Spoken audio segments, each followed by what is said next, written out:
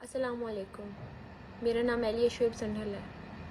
میرے والد کا نام محمد شعیب اقبال سنڈھل ہے.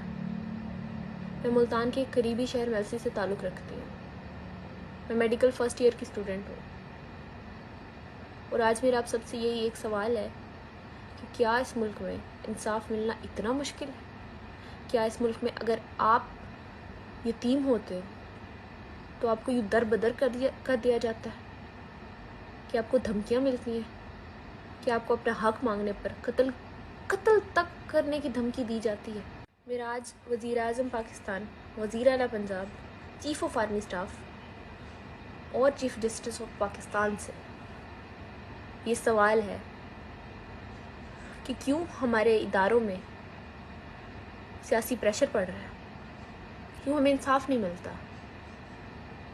میرے والد کی وفات کو 2 سال کا عرصہ گزر گیا. میرے والد صاحب مجھ سے کہا کرتے تھے کہ بیٹا کوئی اپنا نہیں ہوتا، لوگ صرف مطلب کے ہوتے ہیں. اگر کوئی آپ کے ساتھ حد سے زیادہ اچھا ہے، میٹھا ہے، تو اس سے زیادہ برا آپ کے لیے کوئی نہیں ہوگا.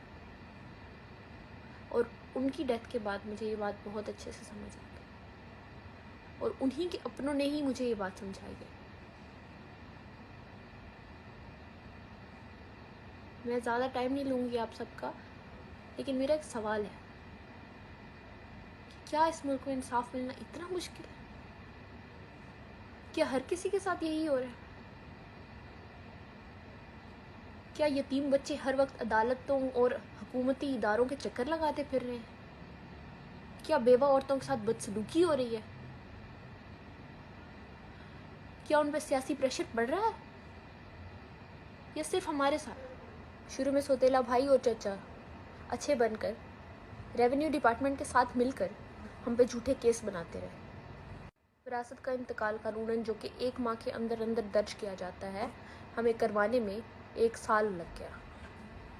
حلقہ پٹواری جو کہ میرے چچا اور بھائی سے رشوت لیے بیٹھے ہیں، ہمیں ہماری زمینوں کے دستاویزات نہیں دیتے.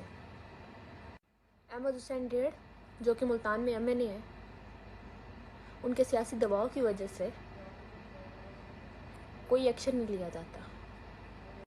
میں خود اے سی ڈی سی کمشنر تک کے آفس تک گئی ہوں، لیکن مجھے کہیں سے انصاف نہیں ملا.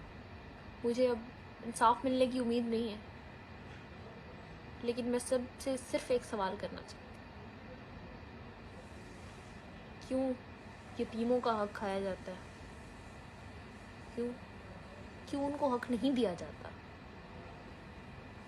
ہم ہر حکومتی ادارے میں گئے ہیں، ہمیں کہیں سے کوئی انصاف نہیں ملا، انصاف کی امید تک نہیں ملی. ہمیں دھتکارا جاتا ہے، وہاں سے نکالا جاتا ہے، ہمیں انصاف نہیں ملتا. میرے پاس اپنی پڑھائی پر توجہ دینے کا وقت نہیں.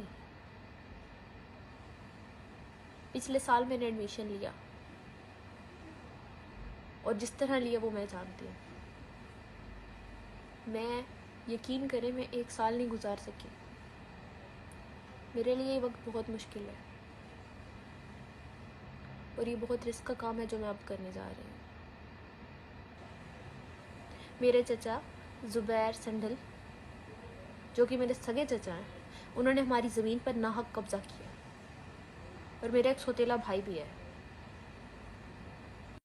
اور اگر مجھے کچھ ہوتا ہے تو اس کے ذمہ دار یہ 4 لوگ: عبد القادر سنڈھل، زبیر اقبال سنڈھل، احمد حسین ڈیہڑ جو کہ ایم این اے، اور سعید سنڈھل. یہ لوگ ہمیں قتل کرنے کی دھمکیاں دیتے ہیں، ہمارے گھر کے باہر فائرنگ کرتے ہیں، ہمیں ہمارا حق مانگنے سے روکتے ہیں. ہمارے گھر کے باہر فائرنگ ہوتی ہے، ہمیں سنگین نتائج کی دھمکیاں دی جاتی ہیں. اس ویڈیو کے بعد میری جان تک کو خطرہ ہے. میں اپیل کرتی ہوں کہ مجھے سیکیورٹی فراہم کی جائے. احمد حسین ڈیہڑ جو کہ میرے پھپھا ہیں اور ایم این اے بھی ہیں، ہمیں مسجد تک لے گئے، وہاں جا کے دعائے خیر پڑھی اور کہا کہ میں آپ لوگوں کو آپ کا حق دلواؤں گا، اور اس بات سے بھی مکر گئے. ان کے لیے مسجد تک مذاق ہے، انہوں نے مسجد کا تقدس پامال کیا ہے.